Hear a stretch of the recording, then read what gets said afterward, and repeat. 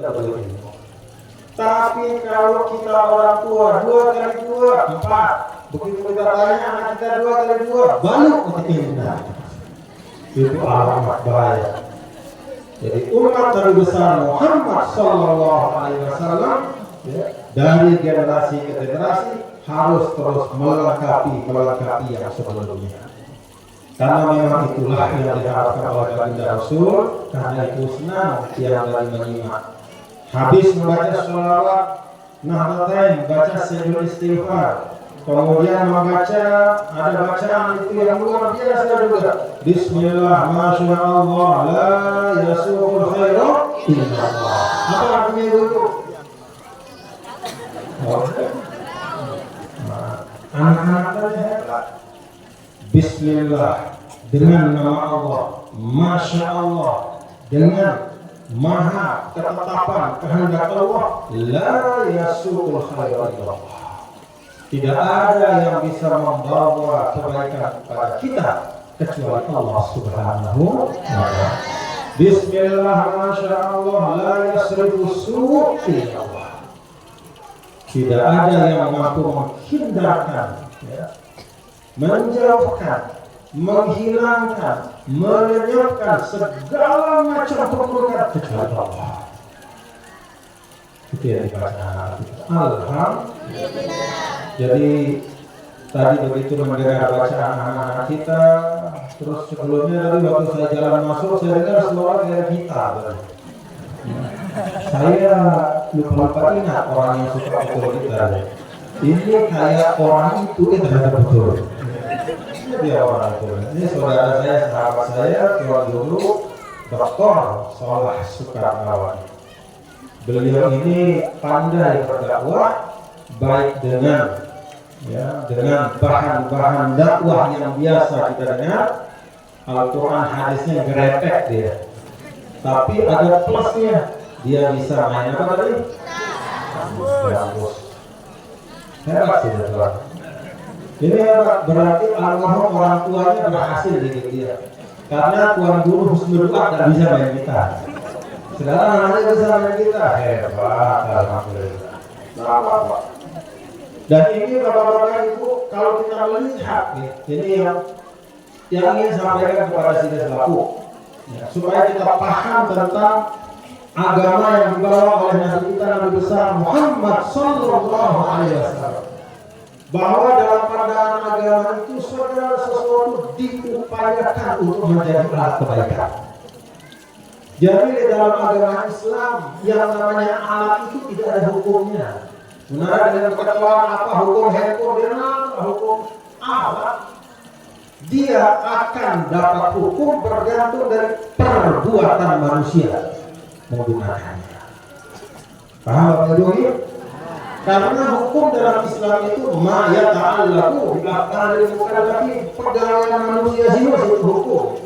Jadi dengan alat itu hukum. Apa hukum alat? Dengan hukum tergantung terkadu nusuk awak dengan hal pegawaian nusuk. Terkadu misal untuk memotong makanan, bagus. Sama seperti kita tadi gambus. Kalau gambus itu dipetik dan dilakukan untuk sesuatu yang mengandung makna yang baik. Kalau kata Imam Ghazali, ma yuraqqiqul qalba. Kalau lagu itu isinya sesuatu yang merebutkan hati, membuat hati kita semakin dekat kepada Allah, membuat hati kita sadar bahwa kita sebagai manusia ini punya umur yang pasti akan berakhir dengan kematian, sehingga kita lebih dekat kepada Allah. Lagu yang mengingatkan kita keindahan alam, mengingatkan kita kemuliaan, kebaikan, dan nilai-nilai yang baik.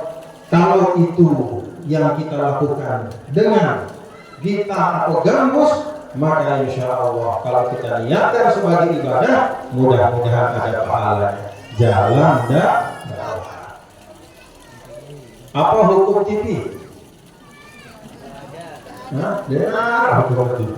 Masa barang TV itu hukum? Tidak ada hukum. Tapi kalau hukumnya akan terjadi bagi orang yang menonton TV. Kalau dia menonton berita untuk mendapatkan informasi, dia nonton pengajian untuk mendapatkan ilmu. Sama seperti handphone, YouTube apa hukumnya? Dia nggak hukumnya. Yo, tapi kan seminarnya dengan Yahudi kita tidak bicara siapa yang bikin. Ya. Karena kalau kita usut semua siapa yang bikin, pada masa Nabi kita Nabi besar Muhammad Sallallahu Alaihi Wasallam tidak pernah Nabi menanyakan ini sapi orang Yahudi atau sapi orang Islam. Begitu masuk pasar sapi itu dijual, terjadi proses jual beli, selama itu halal, baik antara odin, maka itu halal bagus, tidak masalah. Jadi Bapak Ibu Saudara sekalian, kalau kita melihat bagaimana Nabi kita Nabi besar Muhammad Sallallahu Alaihi Wasallam dulu di Madinah, maka semua apa yang ada itu digunakan menjadi alat dakwah. Nah, karena itu, yang aja Bapak Ibu semua, kan sida semotor tiang si arah di sembalun niki berduit luwih nilai ada. Betul kan ya? Berduit nilai ada si kuat. Jangan sida merasa ragu untuk memegang adat itu selama adat itu tidak mengandung kemaksiatan. Paham Bapak Ibu? Selama adat itu tidak mengandung kemaksiatan, silakan. Al-aslu fil asya al-ibahah. Hukum dari segala sesuatu di dunia ini, kalau tidak ada yang mengharamkannya, tidak ada yang mengandung nilai maksiat, bertentangan dengan nilai agama, maka itu hukumnya boleh. Karena itu bahkan tiap berharap harus memang dakwah yang ada di Sembalun ini seperti almarhum Bapak Haji Puri, yaitu dakwah yang menggabungkan antara agama dengan budaya. Dulu Rasulullah SAW ketika di Mekah, orang Mekah itu pada zaman jahiliyah punya budaya. Di antara budaya mereka ada yang disebut dengan ahlus siqayah, ahlul hijamah, ahlus siqayah wa ahlu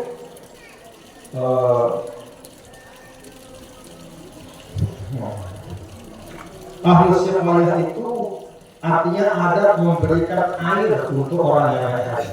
Itu ada khusus kelompoknya zaman jahiliyah. Kemudian ada juga kelompok yang memang tugasnya untuk membersihkan Ka'bah. Itu ada dalam budaya orang jahiliyah. Ada juga yang punya tugas memegang kunci Ka'bah. Ketika Fathu Makkah, pada saat ada sebagian sahabat meminta kepada Nabi kita Nabi besar Muhammad Sallallahu Alaihi Wasallam, ya Rasulullah, iya baik, si nanti kunci Ka'bah. Ini kan cara jahiliyah baik. Apa namanya? Utsman bin Mas'ud namanya, yang punya hak memegang kunci Ka'bah. Ini kan dia dapat hak dari jahiliyah. Kita kan sudah menang sebagai umat Islam. Ben tiang ya Rasulullah nanti kunci Ka'bah, insya Allah tiang amanah. Apa kata Nabi kita Nabi besar Muhammad Sallallahu Alaihi Wasallam? Kunci ini tetap pada Utsman bin Mas'ud dan keturunannya, dan tidak ada boleh mencabut dan mengambilnya kecuali orang zalim. Maka sampai sekarang di Saudi itu keturunan dari Utsman bin Mas'ud itulah yang memegang kunci Ka'bah. Itu penghargaan Islam terhadap budaya yang memang baik, yang memang tidak mengandung nilai maksiat. Dijaga, dipelihara. Dulu orang Arab punya budaya namanya kirabdiyu, memuliakan tamu. Ketika datang Islam, budaya itu bahkan dikuatkan oleh Nabi. Tidak sekadar menjadi akhlak yang baik, tetapi bahkan oleh baginda Rasul dijadikan sebagai tanda iman kepada Allah. Maka yu'minu billahi wal yawmil akhir falyukrim dhaifahu. Saya beriman kepada Allah dan hari akhir, muliakan tamu. Jadi ada budaya-budaya yang tidak Islam datang itu dijaga, dikembangkan dan digunakan untuk menjadi dakwah oleh baginda Nabi besar Muhammad SAW. Karena itu di desa yang penuh dengan nilai budaya seperti Sembalun ini, yang harap jaga budaya Anda nih, jaga. Kan orang Sasak itu punya pakaian macam-macam, ya. Selama kelambin desino, si diterima lekan dengan tawada cara pakaian itu menutup aurat, silahkan pakai. Ya. Jadi misalnya tiang pakai sorban, bukan berarti tiang lebih Islam dari sini dan deh. Tiang pakai sorban ini kebetulan karena ada ijazahnya juga dari guru tiang. Jadi istilahnya juga ngamal ijazah. Tapi ini bukan tanda lebih Islam, tidak. Ada yang pakai jubah misalnya, bukan berarti dia lebih Islami dibanding yang pakai pakaian Sasak. Sama pakaian Sasak itu menutup. Si Nina, betul apa namanya kalau dia tutup? Hah? Lampu. Nutup apa enggak? Nutup apa enggak? Kalau belum tutup dia. Pakai tapi tutup. Tak apa-apa. Ya. Selama kalau untuk yang apa namanya perempuan itu ada dua yang disebutkan oleh para ulama sering. Yang pertama satiratun lil aurati dan yang kedua muhtasyimatun. Satiratun lil aurat artinya menutup aurat, muhtasyimatun artinya wajar, tidak menampakkan letak-letuk yang kelewatan, biasa wajar, proporsional, seperti pakaian kita semua. Alhamdulillah. Azan, kita stop dulu nih.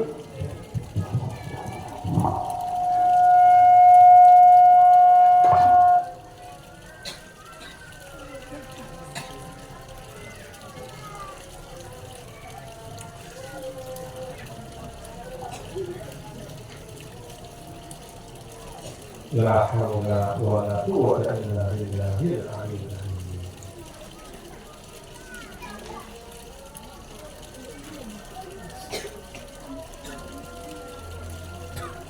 La haula wala quwwata illa billah.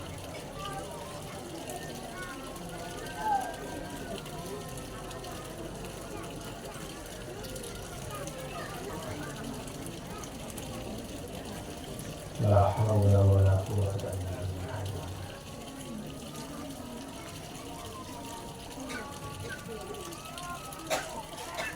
Allahu Akbar.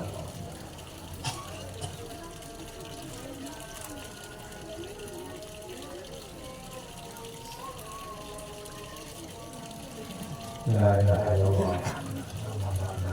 Tamat surah Al-Qur'an hadis Sayyidina Muhammad wasilah wal fadilah wassalatu wassalamu wa rasulullah al-maqam al-mahmud alladhi wa'ada innaka la tukhliful mi'ad. Kita lihatkan begitu kita selesai mengaji kita sholat nih. Nah, jadi gitu cara kita. Tidak usah kita putus ya.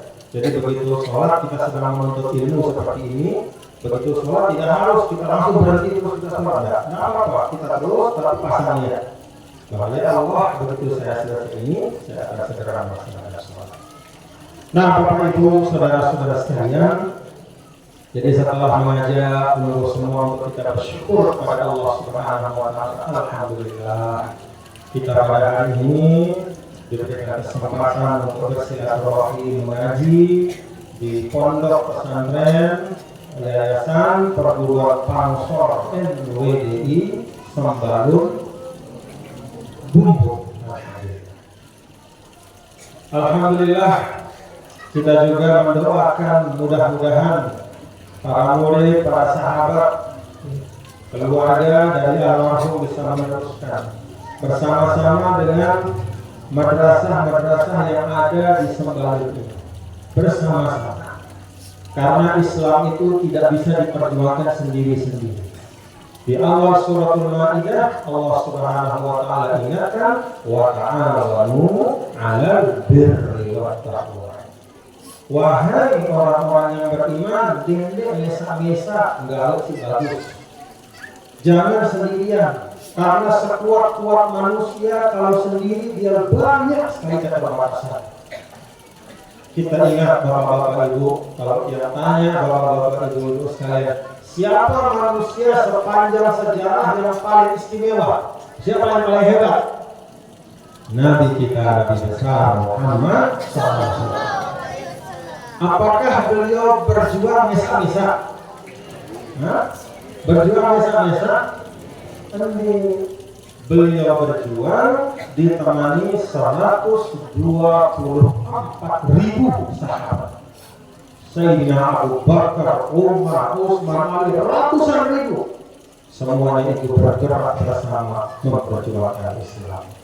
Dengan sebab kebersamaan perjuangan itulah maka Islam sampai ke sekarang ini.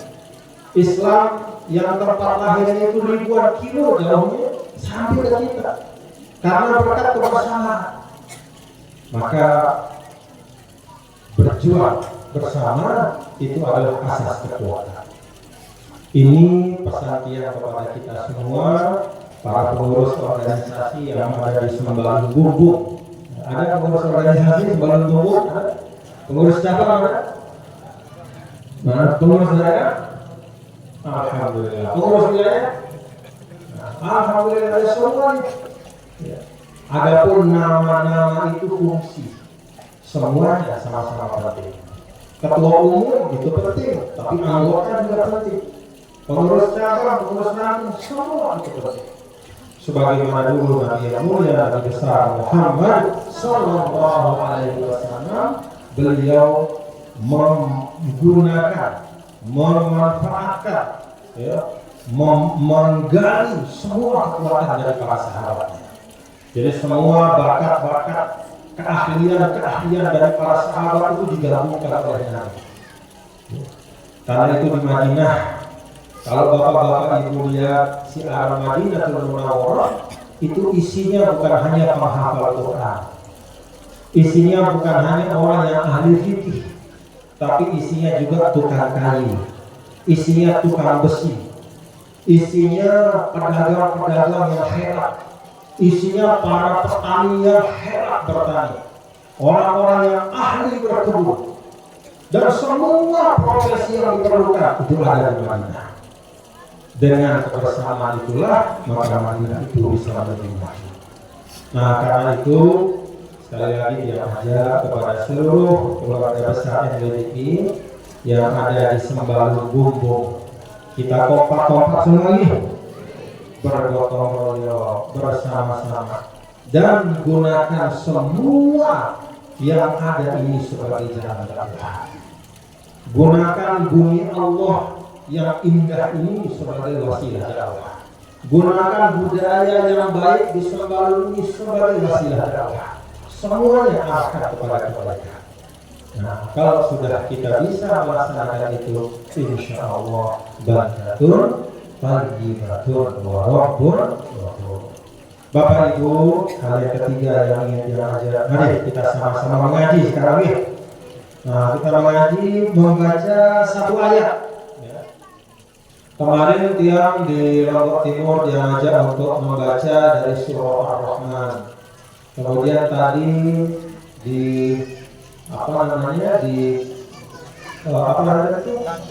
Gangga kita membaca Al-Waqi'ah. Nah, sekarang kita baca dari Al-Hadid ya. Tiang baca, mohon untuk diikuti. Nanti setelah itu kita bahas maknanya untuk menjadi bekal kita, mudah-mudahan menjadi ilmu yang bermanfaat. Nah, dia baca ini dia ambil dari tafsir Al-Imam Al-Qurtubi. Ikut bacaan dia. Bismillahirrahmanirrahim. Qala al-muallifu rahimahullah tabaraka wa ta'ala ila qawlihi ta'ala أعوذ بالله من الشيطان الرجيم بسم الله الرحمن الرحيم لقد أرسلنا رسلنا بالبينات وأنزلنا معهم الكتاب والميزان ليقوم الناس بالقسط وأنزلنا الحديد فيه بأس شديد ومنافع للناس وليعلم الله من ينصره ورسله بالغيب إن الله قوي عزيز صدق الله العظيم. Alhamdulillah. Ayat yang dia baca ini adalah ayat 25 dari suratul Hadid. Allah Subhanahu wa taala dalam ayat ini menyebutkan tentang 4 hal yang semuanya itu adalah nikmat yang sangat istimewa untuk manusia, sekaligus juga menjadi amanah untuk bisa kita jaga, kita pahami, kita pergunakan, dan kita amalkan sebaik-baiknya. Apa 4 hal itu, Bapak-bapak Ibu? Allah Ta'ala dalam ayat ini berfirman, laqad arsalna rusulana bil bayyinat. Sungguh kami telah mengutus rasul-rasul kami bil bayyinat, ay bil mu'jizatil bayyinat. Yang dimaksudkan dengan al-bayyinat adalah mukjizat-mukjizat dari para nabi dan rasul, dari Adam alaihissalam sampai Nabi besar Muhammad sallallahu alaihi wasallam. Jadi dalam ayat ini Allah tegaskan semua nabi pasti Allah berikan mukjizat, dilengkapi sebagai bukti kepada mereka. Wasyara'i' thahirah, demikian pula wasyara'i' az-zahirah, demikian pula Allah berikan al-bayyinat selain maknanya mukjizat, yaitu Allah berikan syariat. Jadi setiap nabi ada syariatnya, dan syariat yang paling sempurna, penutup dari semua syariat adalah syariat yang dibawa oleh Nabi besar Muhammad sallallahu alaihi wasallam. Ini yang pertama, syariat.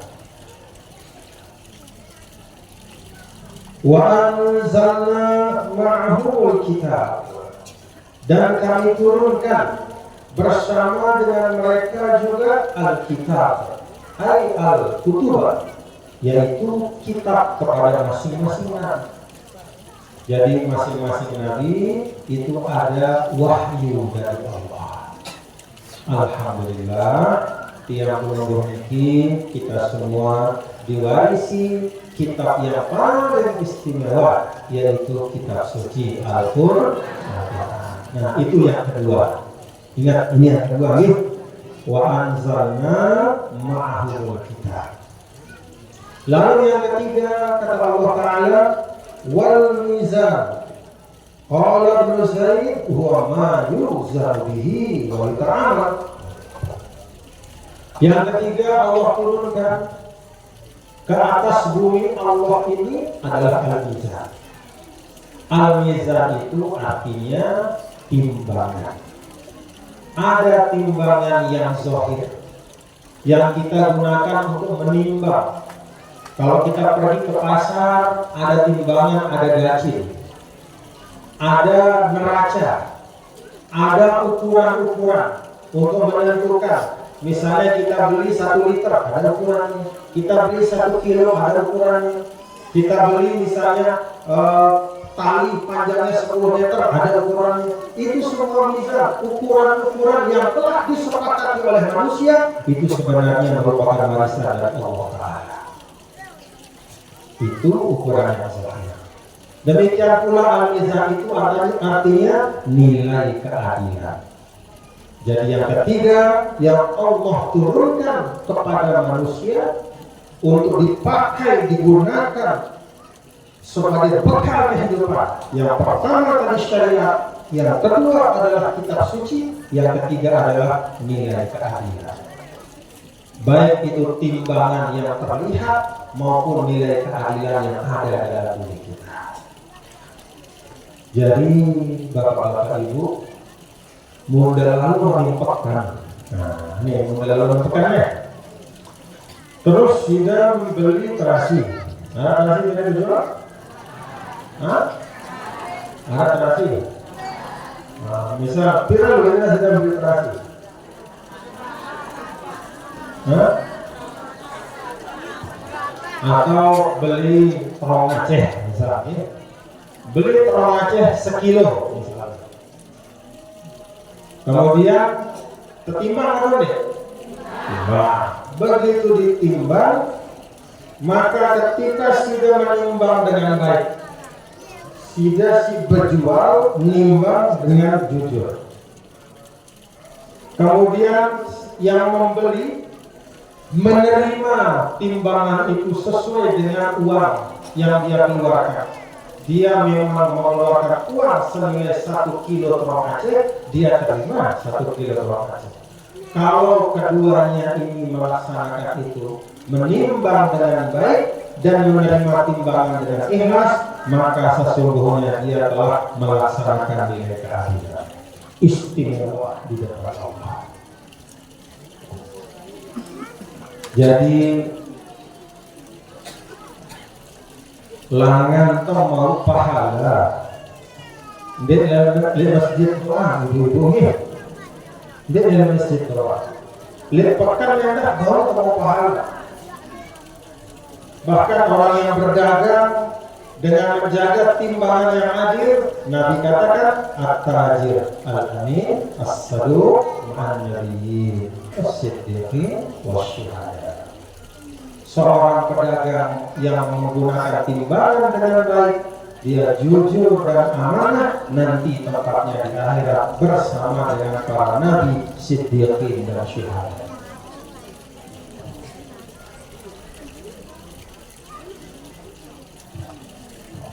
Bapak Ibu hadirin hadirat sekalian, mungkin ada pertanyaan, kok urusan-urusan timbangan sampai terbahas di Al-Quran? Kan Al-Quran itu bicara tentang hal-hal yang penting. Kenapa kok urusan timbangan dibahas? Apakah urusan timbangan itu penting? Nah, mungkin ketahuan sih dia penting apa nih urusan timbangan? Karena kalau ada kecurangan, maka kecurangan itu akan menghapus keberkahan. Kalau ada kecurangan itu akan menjadi pangkal permusuhan.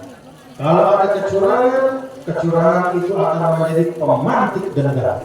Kalau ada kecurangan itu akan berujung pada pertumpahan darah terjadi di mana-mana. Betul atau tidak? Gara-gara kepeng, gara-gara urusan hak antara yang harus dia terima, tapi ternyata tidak dia terima. Dia merasa haknya dirampas. Seharusnya dia dapat 10, hanya dapat 1, padahal dia sudah membayar 10. Dendam hati. Kalau sudah dendam, itu kebencian. Di situ jalan syaitan merusak pikiran manusia. Karena itu dalam Al-Quran ini, Bapak-bapak Ibu, Al-Mizan ini khusus dalam ayat ini disebutkan oleh Allah Ta'ala sebagai suatu nikmat yang harus dijaga, harus dipelihara, tidak boleh dilanggar, tidak boleh bergeser. Karena kalau lepas dari mizan, disitulah awal mula kezaliman. Dan banyak kejahatan bapak-bapak ini gara-gara ongkos kurang. Misalnya naik motor tiba-tiba harusnya ongkosnya 5.000, dia kasih cuma 2.000, dia pergi. Marah supirnya. Dikejar, habisnya suruh batik, plok. Innalillahi. Gara-gara apa? Tidak melaksanakan al-mizan. Antara hak dan kewajiban itu ditinggalkan. Keadilan dilepas, kezaliman yang dilakukan. Nah, karena itu yang mengajar kepada bapak-bapak, ibu-ibu, jemaah sekalian, keluarga besar yang ada di Sembalun Gunggung dan kita semua, mari kita jaga betul nilai-nilai keadilan itu. Sama seperti di pemerintahan atau dimanapun, suatu negara kalau ada keadilan, insya Allah rakyatnya akan tenang. Betul atau tidak? Enggak harus kita dengan sugih. Ya jamak-jamak, tapi kalau kita yakin bahwa negara kita ini ada keadilan, insya Allah kita tenang. Damai tidak. Betul atau tidak? Kalau misalnya kita rasa bahwa Pak Kepala Desa selalu mendukung orang yang adil, damai tidak? Kalau misalnya sudah merasa bahwa ada pemimpin sini di tempat ini adalah orang zalim, sini tidak? Jadi itulah Allah kasih di hati kita nilai keadilan untuk kita jaga, untuk kita amalkan. Dan salah satu yang sangat penting dalam nilai keadilan itu antahkumalin nas bima tahkumu nafsika, yaitu kita memperlakukan orang sebagaimana kita ingin diperlakukan. Tidak teman terperlakukan bagus sih dengan mau budaya barang batur dengan tidak tersenyuman atau terngemosan. Maka bagian dari yang adil itu kata para ulama adalah kita memperlakukan orang lain sebagaimana kita ingin diperlakukan. Kalau kita ingin disenyumi, maka kita harus senyum juga dengan orang. Kalau kita ingin ketika berdagang, ketika berdagang kita diperlakukan baik, maka kita juga harus perlakukan orang yang baik. Ini berlaku umum, disebut oleh para ulama sebagai al-qaidatuz zahabiyah. Al-qaidatuz zahabiyah itu istilahnya kaidah emas dalam kehidupan.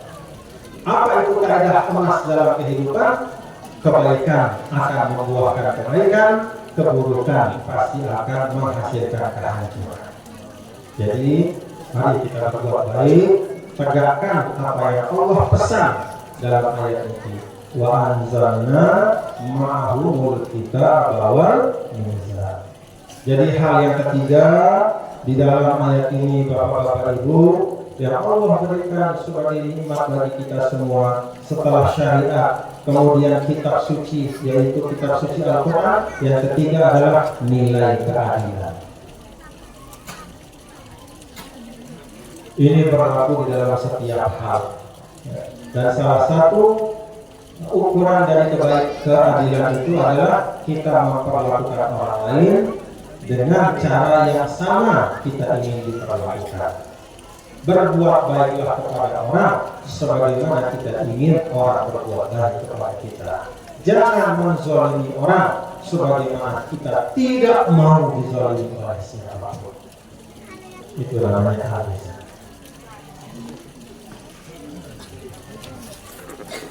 Nah, kemudian yang keempat, Allah Subhanahu wa taala menyampaikan wa anzalnal hadid fihi ba'sun syadid wa manafi'u linnas. Kemudian yang keempat, Allah Subhanahu wa taala menurunkan. Nah, perhatikan lagi Bapak Ibu. Allah Subhanahu wa taala menurunkan baja besi dari segala macam bahan-bahan mineral yang ada di dunia ini. Dalam ayat ini yang disebut satu, yaitu besi baja. Kenapa besi yang disebut? Karena memang besi itu manfaatnya luar biasa. Maka disebut dalam ini fihi ba'sun syadid, ada kekuatan yang sangat luar biasa dari besi itu. Wa manafi'u linnas, dan juga bisa membawa kemanfaatan bagi manusia. Nah, para ulama sampaikan bahwa maksud disebutnya besi di dalam ayat ini mengingatkan kepada kita bahwa semua isi bumi yang Allah telah berikan, baik yang ada di atas permukaan bumi atau yang ada di dalam perut bumi yang harus kita gali, maka itu semua harus diarahkan untuk manafi'u linnas, dijadikan sesuatu yang bermanfaat. Nah, karena itu jemaah sekalian yang dirahmati Allah Subhanahu wa taala, mengolah bumi Allah ini salah satu ibadah yang istimewa. Menelantarkan bumi Allah juga adalah dosa besar yang luar biasa. Jadi kalau sudah berduit tanah bangket, Jangan disombongkan tanah itu, tapi pastikan kita bisa mengelolanya. Karena kalau ada tanah tidak ada manfaatnya sama sekali, nah, berarti itu menyia-nyiakan amanah Allah. Di sini disampaikan, diingatkan, wa anzalnal hadida fihi ba'sun syadid wa manafi'u linnas. Besi, baja dan semua bahan-bahan mineral tambang, kemudian logam dan segala macam, termasuk juga tumbuhan-tumbuhan, tanah dan semua nikmat dan karunia Allah tidak boleh disia-siakan. Itu makna dari ayat ini. Fihi ba'sun syadid wa manafi'u linnas. Alhamdulillah, di Sembalun Bumi ini tanahnya subur nih. Apa yang ditanam di sini? Nih, apa? Strawberry. Strawberry. Apa bahasa Indonesia strawberry? Nah? Strawberry. Alhamdulillah.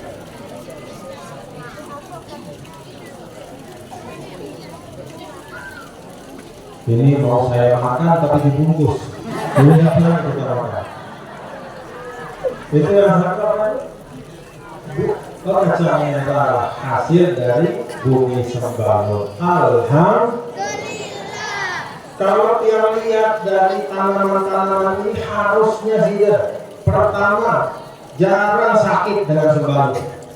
Kenapa? Karena stroberi ini salah satu buah yang paling tinggi antioksidan.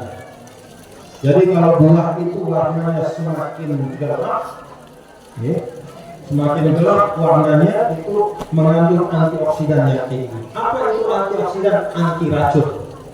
Jadi setiap hari, apalagi kalau kita pergi ke kota, kita menghirup udara itu udaranya sudah kotor. Karena banyak asap segala macam masuk ke badan kita. Kalau kita makan stroberi, racun itu menjadi tawar.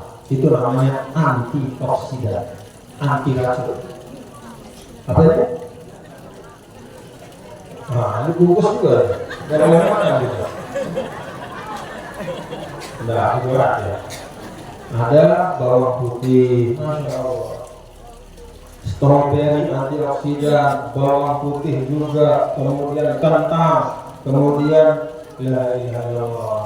Kalau yang lihat makanan-makanan ini, maka orang Sembalun ini harusnya menjadi orang-orang yang gagah perkasa.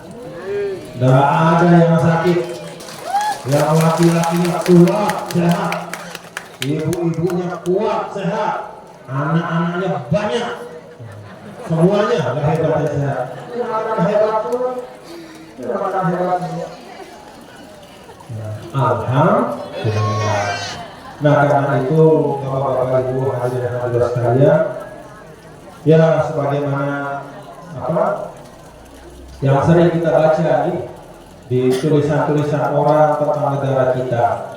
Kenapa kok Indonesia ini katanya negaranya subur, makmur, tapi kok hasil pertaniannya masih kalah dibanding negara-negara lain yang tanahnya tidak sesubur Indonesia, tidak seluas Indonesia?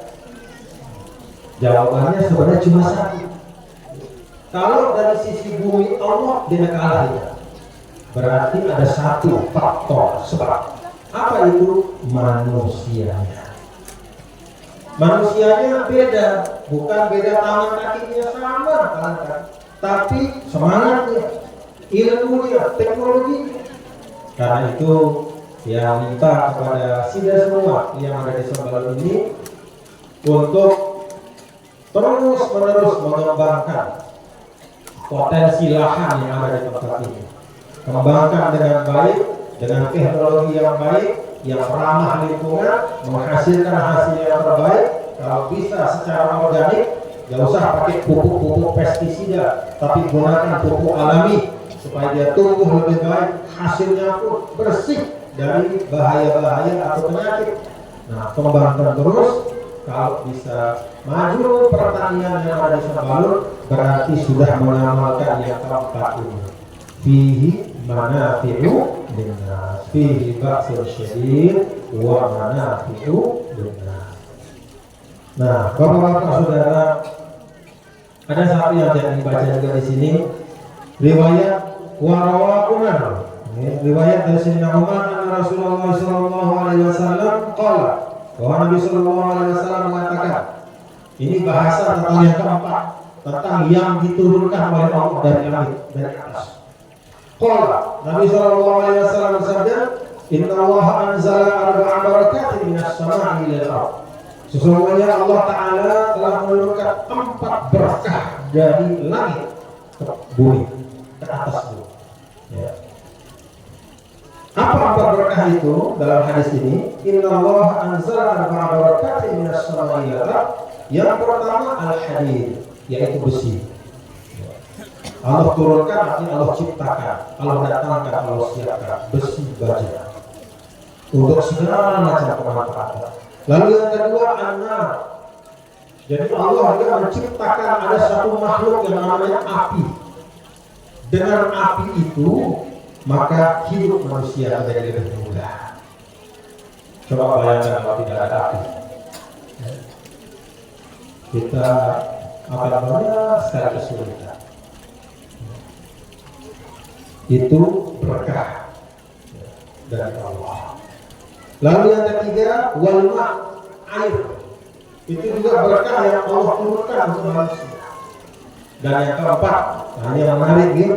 Yang keempat kata Rasulullah SAW, wal milah. Apa itu milah? Garam. Masya Allah. Jadi garam disebut oleh Nabi Sallallahu Alaihi Wasallam. Padahal yang lain itu banyak sekali, tapi Nabi sebut garam di antara 4 hal yang hebat-hebat itu. Ada besi baja, ada api, ada air. Tiba-tiba yang keempat Nabi sampaikan garam. Sia. Kenapa kira-kira awalnya? Kenapa disebut sia hadis ini? Kan pasti ada sebabnya. Kenapa disebut sia? Karena ya, mulai dari sia yang naik. Kan begitu nih? Ya, itu satu yang pertama. Bahwa dengan sebab garam itu maka makanan menjadi lebih lezat dan lebih mampu kita nikmati.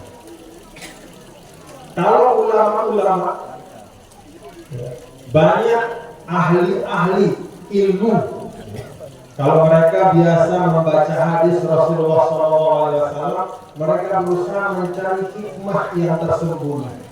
Kenapa Nabi menyebut sia? Oh, ternyata menurut ulama-ulama, dan ini sudah mujarab, bahwa ternyata salah satu amalan dari para ulama dari generasi lain ratusan tahun yang lalu untuk mencegah terkena asum. Apa itu? Racun. Termasuk juga mencegah as-sihat yang dimasukkan melalui makanan atau minuman. Maka setiap akan makan, ulama dari dulu termasuk ulama Syekh, dan dijazahkan kepada kami. Jadi sebelum makan itu diambil sia satu. Pertama kali sia yang pertama, baru setelah itu makanan. Kenapa? Supaya niat-niat yang tidak baik itu ditawar. Supaya kalau ada racun itu ditawar, tidak bisa berpengaruh untuk hidup. Nah, itu termasuk yang diambil oleh para ulama dari hadis ini. Ya, jadi apa? Kalau bapak-bapak ibu perhatikan, dulu pada saat Al-Makruh Maulana Syekh masih hidup, selalu ada sia. Ingat apa itu? Nah, jangan ngangguk-ngangguk saja. Ini yang ngangguk ini harus yang umurnya pernah lihat Al-Makruh. Tapi kalau yang muda-muda mungkin tidak pernah lihat. Kalau saya selalu saya lihat. Setiap kali saya mendampingi beliau mengaji, ya. Dulu saya mendampingi beliau Al-Makruh dari 85 sampai 91, sekitar 6 tahun ketika di Pancor. Sering saya menemani beliau. Yang saya lihat setiap kali beliau berdahar, makan siang atau sore, itu di tempat beliau ya di tempat hidup itu selalu ada piring kecil yang isinya garam, dan selalu beliau membismillahkan dengan mengambil garam. Termasuk yang menjadi dasar dari para ulama adalah hadis ini. Jadi Nabi SAW khusus menyebut dari sekian banyak makanan, minuman di dunia itu disebut al-mesir, penawar penyakit, penawar keburukan, penawar kejahatan.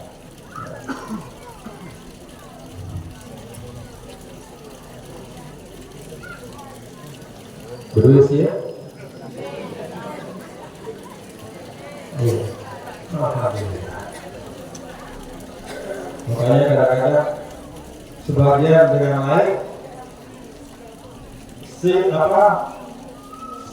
sesusah-susahnya harus ada beras dan sia. Betul? Jadi boleh denara pelalah, boleh denara rarik, boleh denara telur, lalu sia harus ada. Sebaik jangan sia, buat 2 piring nasi, nasi hangat. Alhamdulillah. Wallahu a'lam bishawab. Nah, bapak-bapak, ibu, saudara-saudara sekalian, jadi kita sudah mengaji atau membaca ayat 25 dari surat Al-Hadid, dan di situ kita dapatkan pelajaran makna yang terkandung dalam ayat 25 surat Al-Hadid, yaitu turun satu dari yang 4 tadi, besi, api, air, sia. Apa yang turunnya? Terus kok pergi saja? Takut saya? Hah? Ya. Itu yang besi turun dalam Allah. Kalau besi gawat. Nah, silahkan yang punya anak, di ibu-ibu jangan sampai basah anaknya ya. Jangan sampai dicari atau apa-apa. Nah, Bapak Ibu Saudara sekalian, ini 4 hal yang mohon dipahami dengan baik. Ini adalah 4 hal yang Allah Subhanahu wa Ta'ala nyatakan diawali dengan kata sumpah, laqad. Jadi kalau ada ayat diawali dengan al-qasam, itu menunjukkan bahwa maknanya itu makna yang luar biasa. Maka 4 hal yang ada dalam ayat ini, bapak-bapak ibu pegang sebagai pedoman. Yang pertama apa? Al-bayyinat bermakna asy-syari'ah az-zahirah, yaitu syariat yang Allah Subhanahu wa Ta'ala turunkan, ya, yang telah disampaikan oleh Nabi kita, Nabi besar Muhammad sallallahu alaihi wasallam. Jadi pegang teguh syariat, karena itu wasiat Allah. Lalu yang kedua, Alkitab, yaitu kitab suci, ada di rumah tiap, ada di rumah peluru, bahkan ada di hati kita. Itulah Al-Quranul Karim. Baca Al-Quran, datanglah keberkahan hidup. Dekati Al-Quran, akan datang rahmat demi rahmat Allah. Maka Bapak Ibu Saudara sekalian, salah satu keterangan dulu mungkin dari para ulama dalam sebuah riwayat, kami, kata para sahabat dulu, dan di Madinah itu tidak hanya orang Islam yang tinggal, ada orang-orang Arab yang tidak mau menerima Islam di Madinah, ada juga orang Yahudi, macam-macam agamanya. Maka kata para sahabat, kami bisa membedakan antara rumah seorang Muslim dengan rumah orang yang tidak beragama Islam dari suara bacaan Al-Quran. Jadi bacaan Al-Quran itu penanda bahwa isi rumah itu adalah orang yang beriman. Kemudian yang ketiga, Al-Mizan, yaitu nilai keadilan dan timbangan keadilan, maka tegakkan nilai keadilan itu, jauhkan diri dari segala macam perbuatan yang buruk. Pokoknya segala macam kecurangan kita jauhi sejelas-jelasnya. Dan yang keempat, semua isi bumi Allah ini manafi'ul linnas, gunakan sebaik-baiknya, olah dengan baik supaya mendapatkan kemanfaatan. Jangan disia-siakan. Menyia-nyiakan bumi Allah itu termasuk dosa besar, melalaikan amanah Allah. Nah, ini 4 hal Bapak-bapak Ibu, mudah-mudahan ada manfaatnya. Mohon untuk bisa direnungkan, dan mudah-mudahan bisa menjadi pedoman kita. Dan tadi sudah dia sampaikan di awal bahwa di desa Sembalun Bukung, Sembalun Nawang, di daerah Sembalun ini, tugas dari bapak-bapak dan ibu-ibu semua adalah bagaimana semua peninggalan yang baik, termasuk nilai-nilai budaya dan adat, itu diarahkan untuk menjadi jalan dakwah dan kebaikan. Sanggup Bapak Ibu? Sanggup? Silahkan berbudaya, silahkan beradat, silahkan berbudaya, boleh, tetapi isi dengan hal-hal yang baik. Demikian yang dapat saya sampaikan. Dan karena ini hujan Bapak Ibu, jadi mungkin kita cukupkan, dan nanti kita sambung insya Allah di waktu yang lain. Dan mudah-mudahan majelis kita diberkahi. Al-Fatihah.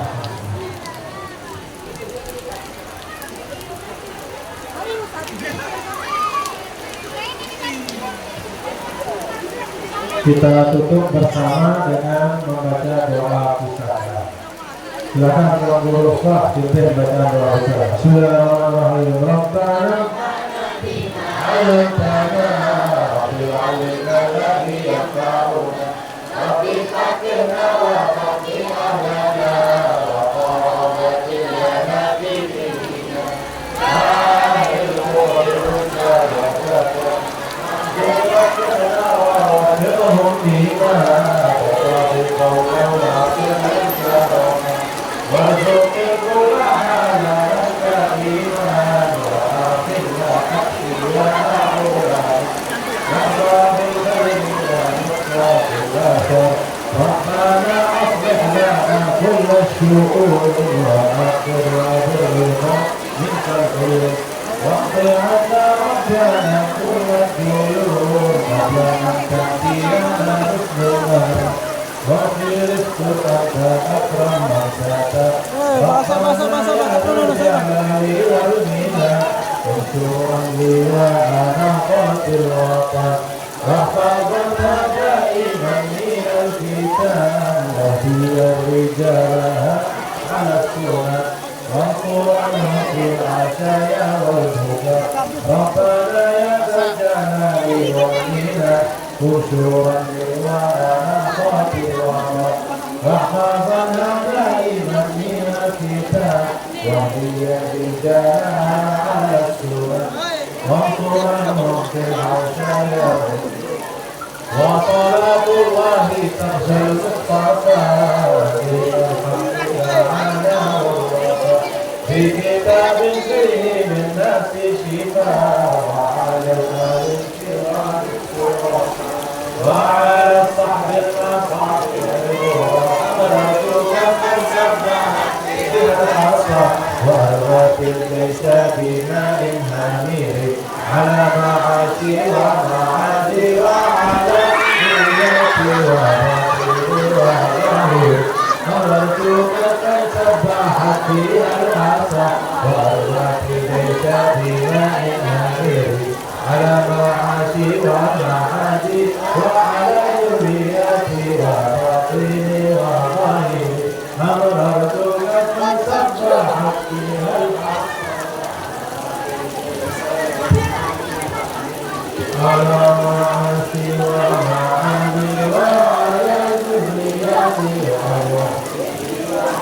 اللهم جل هذا ما بارك مكرما وتفرقنا من الله تفرقا معصوما اللهم اجعلنا ممن يستمعون قولا ويتبعون أحسنه أولئك الذين هداهم الله وأولئك هم أولو الألباب اللهم ارحم موتانا وموتى المسلمين اللهم ارحم موتانا وموتى المسلمين اللهم ارحم موتانا وموتى المسلمين اللهم ارحم مشايخنا ومن له تعلق بنا ومن له حق من الحقوق علينا برحمتك واسع يا ارحم الراحمين وصلى الله وسلم على سيدنا محمد والحمد لله رب العالمين والسلام عليكم ورحمة الله وبركاته.